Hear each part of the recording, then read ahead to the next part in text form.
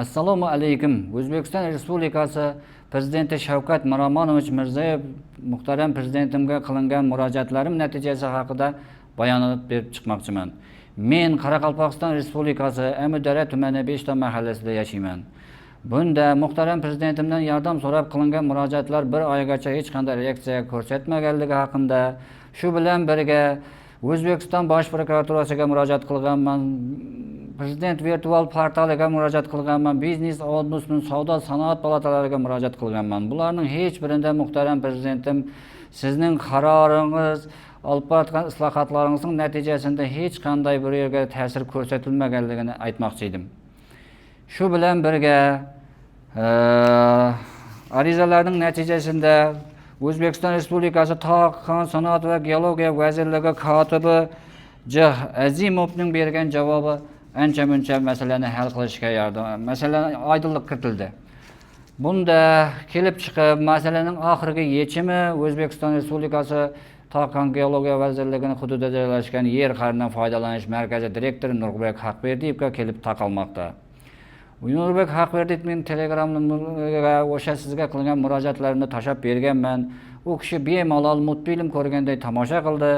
Hech qanday reaksiya ko'rsatilmadi.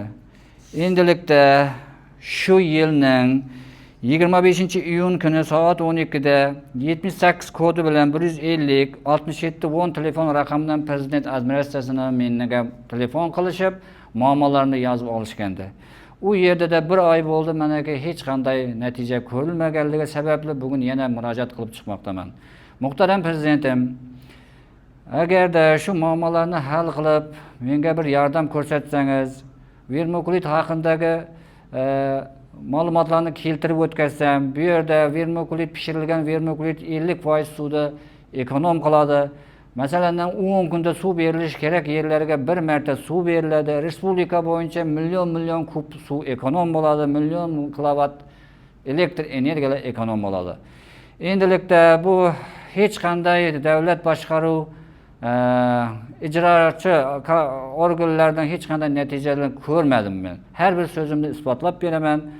Shu bilan birga muhtaram prezidentim bu chiqishimda shu masalalarni hal qilib, joy-joyiga qo'yib bir yordam berishingizni so'rayman.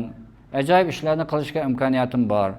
Agarda yordamingiz iloji bo'lmagan taqdirda ham men sizdan xafa emasman. Endilikda bitta variantim qoldi, bu ham Putinning yo'liga ketib ishlash, u yerdan priyam Donbass olib ketib qolyapti deyapti.